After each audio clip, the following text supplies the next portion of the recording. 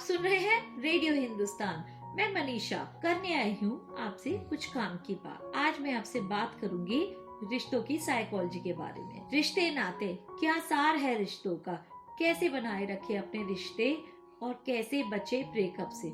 Breakup जो एक ओर आपको डिप्रेशन में ढकेलता है और दूसरी ओर न केवल आपको हानि पहुंचाता है बल्कि आप भी दूसरों के लिए डेंजरस बन जाते हैं, more than a nuclear bomb. तो ऐसे में क्या करें, कैसे निभाएं अपने रिश्ते जिससे हमारे रिश्ते स्वस्थ बने रहें और हमारा जीवन भी खुशहाल बना रहे। तो इसके लिए सबसे पहले हमें अर्थशास्त्र के एक नियम law of demand and supply याद रखना चाहिए। दोस्तों, यही नियम हमारे रिश्तों और हमारे जीवन में भी लागू होता है। जैसा कि आप सभी जानते हैं कि जिस चीज की सप्लाई ज्यादा होती है और डिमांड कम होती है तो ऐसे में उसकी वैल्यू, उसकी वर्थ कम होने लगती है, उसकी उपयोगिता कम होने लगती है। ऐसा ही सेम रिश्तों में होता है। जब आप अपने रिश्तों में किसी के लिए भी स्पेस खत्म कर देते हैं, आप जरूरत से ज्यादा पजेसिव हो जाते हैं या फिर अपने आप को दूसरों के ऊपर इम्पोज करने लग जाते हैं या फिर अपने आप को इजीली अवेलेबल कराते हैं सबको, तो ऐसे में आपकी वैल्यू कम होने लग जाती है। रिश्तों में एक बारीक रेखा होती है जिसे हम लिहाज कहते हैं। तो दोस्तों, हम यदि ये मर्यादा खत्म कर देते हैं रिश्तों की, तो चाहे वो कोई भी रिश्ता हो, माता पिता, दोस्त, प्रेम, बच्चों का, तो चाहे कोई भी रिश्ता हो, ऐसे में हमारी वर्थ खत्म होने लग जाती है। तो हमें अपनी प्रेस्टीज, अपनी डिग्निटी कैसे मेंटेन करनी है, ये हमारे अपने हाथों में है और इसके लिए हमें खुद को ही समझदारी के साथ काम लेना होगा, खुद के व्यवहार को एनालाइज करना होगा, तभी हमारा रिश्ता बच सकता है। तो रिश्तों में बैलेंस करना आना चाहिए हमें। जैसे कि बशीर बद्र साहब ने कहा है कि ये नए मिजाज का शहर है, जरा फासले से मिला करें।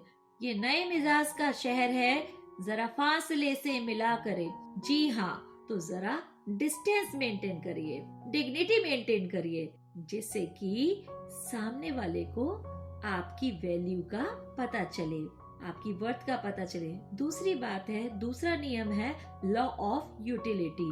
ये भी अर्थशास्त्र का नियम है, लेकिन ये भी जीवन पर लागू होता है। जब तक आपकी यूटिलिटी दूसरों के लिए बनी रहती है, आपकी वर्थ भी बनी रहती है। हम जिस अनकंडीशनल लव की बात करते हैं, this is rarely found in the world. ईश्वर के साथ तो हो सकता है, किंतु देखा जाए तो इंसान इतना सेल्फिश हो गया है कि जब भगवान से अपनी बात मनवानी हो तो घंटियां बजाता है, मन्नतें मांगता है, हर संभव कोशिश करता है भगवान को रिझाने की, लेकिन जब सुखी हो जाता है तो भगवान को भी भूल ही जाता है। तो इंसानों की तो बात ही क्या होती है।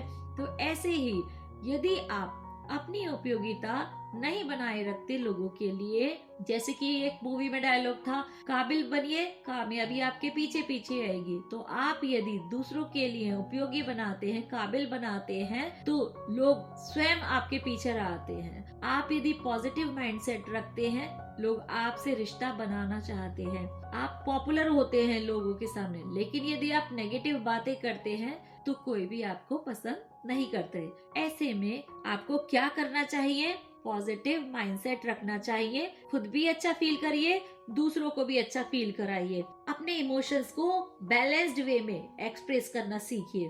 तो इससे आप पॉपुलर होंगे, लोग आपसे रिश्ता बनाना चाहेंगे। जैसा कि कहते हैं ना कि ग्लास यदि पूरा भरा हो और उसमें कोई स्पेस ना हो और आपको उसमें मिलना है, तो क्या करें? या तो शुगर बनिए या सॉल्ट बनिए और उसमें मिल जाइए, उसकी उपयोगिता, उसके टेस्ट को एनहेंस कर दीजिए। तो ऐसे ही आपकी जगह, आपकी पोजीशन सभा या किसी सोसाइटी में ऐसे ही बनाने की जरूरत होती है।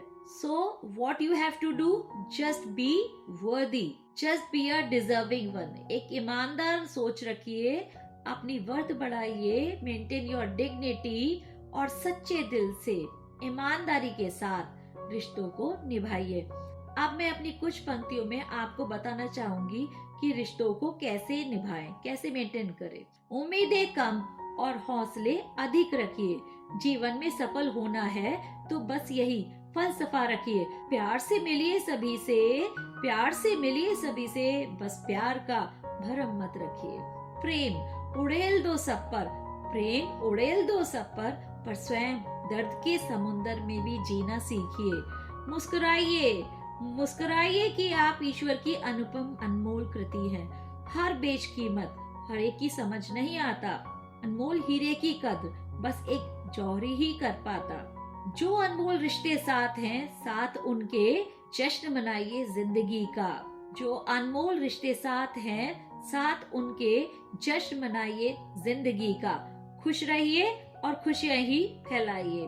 जिंदगी के उत्सव को हर लम्हा मनाइए, साथ उनके जश्न मनाइए जिंदगी का। जो अनमोल रिश्ते साथ हैं, खुश रहिए और खुशियां ही फैलाइए। जिंदगी के उत्सव को हर लम्हा मनाइए। तो आप दूसरों के लिए स्पेस रखिए, समझदारी से अपने रिश्ते निभाइए। Analyse your behaviour. तो ये कुछ टिप्स हैं जैसे अपने आप जिससे रिश्ते निभा सकते हैं, मेंटेन कर सकते हैं एक ईमानदार अप्रोच के साथ। तो ऐसे में एक बात और ध्यान रखना चाहिए, रिश्ते बनाने के लिए आपको किसी डिओड्रेंट लगाने की जरूरत नहीं है, किसी को चॉकलेट देने की जरूरत नहीं है।